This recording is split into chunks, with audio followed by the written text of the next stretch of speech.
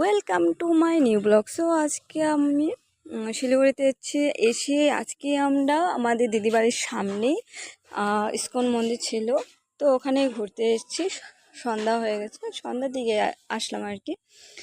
তো প্রথমে আমরা যাচ্ছি, তো সাইডে এখানে জুতোগুলো রেখে যেতে হবে। তো আমরা এখানে জুতোটা রাখা হয়ে গেছে। তো মন্দিরটাকে দেখতে পাচ্ছ, এটা তোমার ব্যাক সাইডের দিকে করা হয়েছে ভিডিওটা। তো দেখো আমরা যাচ্ছি আর কি মন্দিরের দিকে। দেখো চারিদিকে এত সুন্দর ডিসিপ্লিন আর কি মন্দিরের সামনে, দেখতেও খুব সুন্দর লাগছে। কিন্তু মন্দিরটা অনেক ভালো, আর লাইটের জন্য বেশি আমার মোবাইলে ক্যামেরাটা বেশি ভালো না, তো ভালো করে দেখানো যাচ্ছে না। কিন্তু মন্দিরটা এতটাই সুন্দর, অনেকটাই ভালো, মানে তোমরা এখন আমার বলাতে বিশ্বাস করবে না কীভাবে জানি না। কিন্তু দেখো, যারা যারা শিলিগুড়িতে গিয়েছো, ইস্কন মন্দিরে ঘুরতে গিয়েছো, তো তারা নিশ্চয়ই বলতে পারবো যে শিলিগুড়ির ইস্কন মন্দিরটা কতটা সুন্দর। তো এখানে এসেছিলাম আমরা, তো এখানে ভগবানের ফটো ছিল, আরও অনেক অনেক কিছু আছে এখানে। তো আমি কিছু কিছু বস্তু এত ভালো করে ডিটেলসে বলতেও পারছি না, তো তোমরা ভিডিওতে আছে দেখে নিও।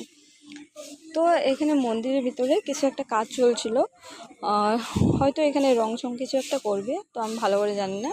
তো এখানে তার জন্য বাঁশটা বাঁধা ছিল, তো ভালো করে ঠাকুরের ভিডিওটা করতে পারে না। আর একটা কথা, হ্যাঁ এখানে ভিতরে ফটো উঠানো যায় না, কিন্তু ভিডিওটা করেছি, তারপরেও খুব ভয় করেছি। তো আমি ভেবেছি তোমাদের সবাইকে দেখাবো, তার জন্য অল্প রিস্ক নিয়েছিলাম। তো ভগবানের সামনে গেলে কার না ভালো লাগে, সবারই ভালো লাগে। তো ওখানে অল্প বসেছিলাম, খুব ভালো লেগেছিলো মনটা।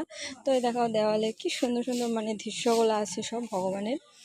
তো একদম আমরা একটু চারিদিকে ঘোরাঘুরি করছি, আর তোমাদেরকে যতটুকু পেরেছি আমি ভালো করে ভিডিও করে দেখেছি। ওখানে অনেক লাইট ছিল, তার জন্য ঠাকুরের মুখগুলো ভালো করে দেখা যাচ্ছে না। রাধাকৃষ্ণটা অনেকটাই সুন্দর এখানে। আর এখানকার যে মণ্ডপটা ছিল উপরে, তো অনেকটাই সুন্দর লাগছে, খুবই ভালো লাগছে। আর এটা তোমার ব্যাক সাইডের আর কি ভিডিওটা দেখো, সামনে এত সুন্দর মানে পার্কের মতো আর কি চারিদিক দিয়ে। আর এখানে সবাই প্রদীপ জ্বলাচ্ছিল। তো তোমরা এখন কিন্তু, আর তোমরা তো জানোই আমি যখন এই ব্লগ বানাবো মাঝখানে আমাকে দেখাবো। তো এটা আমি আর আমার দিদি। আর এখানে যে ফুলগুলো দেখছো, এখানে সবাই পরিত্রাণ করার সময় এই ফুলগুলোর মধ্যে গুনে গুনে করতে হয়। এখানে 108টা ফুল ছিল।